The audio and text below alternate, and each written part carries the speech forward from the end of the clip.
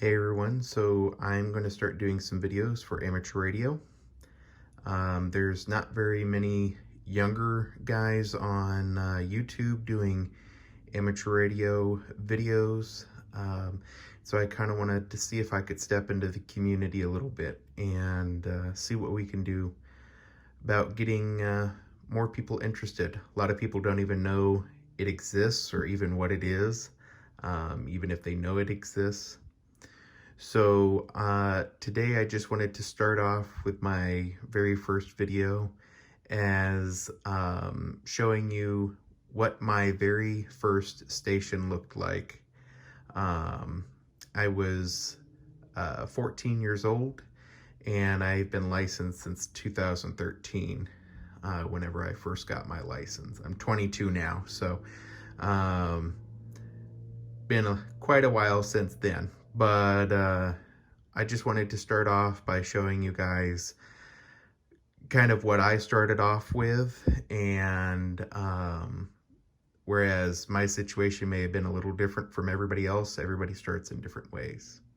So what I have here is a Yaesu FT-221R. This is a 2-meter all-mode base station radio. They were made in the 70s. It's not something that is really you see anymore. You don't see a lot of 2-meter all mode radios. This is the only, it only does 2 meters. That's it. You just don't see that type of thing very much anymore. If anything, you're typically seeing dual band radios. And at this point in time, there's also not a lot of just singularly VHF base stations.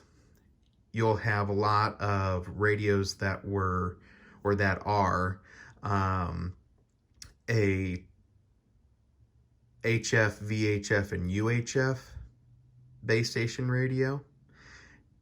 But for the most part, when it's coming into the VHF and UHF frequencies, we're looking at it, and more are either a handy talkie or a mobile rig.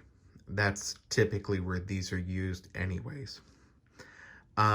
This did have the ability, the option for you to be able to hook it up in the car as a mobile unit. It had, at one point in time, if you look over here off to the side, had a microphone hook. Whenever I first had it, I had the original microphone. It was a little worse for wear. But this is what I used locally. I believe it only puts out 10 watts. It has had a modification done to it that I did, and what that allowed was for repeater operation on all of the bands, all the frequencies that are available. At one point in time, not all of those were available. You could not just go off and have a repeater set up. They had come out with a modification that could have been done in the early 2000s to them, to allow for these repeaters to have access.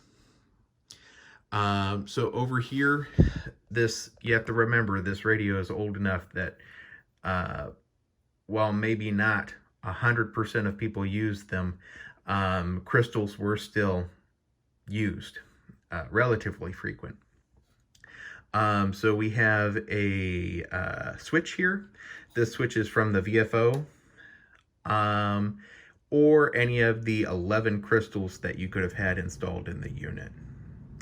You have the band switch. It goes from 144 all the way up to 148. This has 147.5 because you can tune all the way up to 148 from there. Squelch, RF gain knob, microphone gain, AF gain. And whenever with the AF gain, you could pull it out, actually pull the knob out, and it turned on the noise blinker. Over here we have the power switch. PTT control or Vox. We have the repeater switch. So what this did was set the offset frequency for a repeater. What you could do with this is this had a 600 kilohertz offset, which is typical for 2-meter repeater operation. And what you could do is you could flip the switch up for an auxiliary input for that specific offset. The mark switch was to align the tuning dial here with an internal crystal calibrator. You have a clarifier knob, and I really cannot remember what the disc switch does off the top of my head. It's been a long time since I've really messed with a lot of those. Over here you can see the mode switch. So we have upper and lower sidebands, CW, AM, and FM. We have a phone's socket. We have the VFO here, like I said before, and that is the S meter. Whenever you have the repeater switch in the up position, it also turns on a little light here telling you that you're in the repeater mode. And then the other one here is for the clarifier, letting you know that you have that on. Whenever I first had the rig, I went ahead and I was working on getting a D104 microphone for it.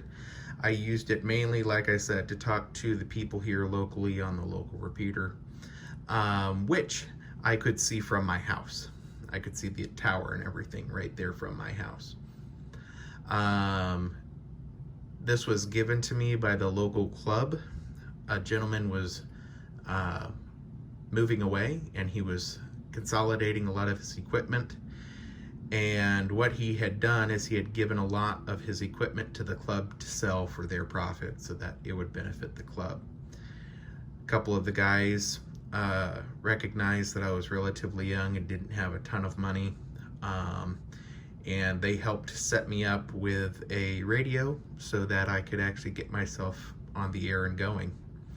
I had a little external speaker, just a little Radio Shack. My dad had gotten it for me because I did not have any sort of external speaker. And it's kind of better if you have something right there in front of you. Wasn't necessarily meant to be something perfect, but it was cheap.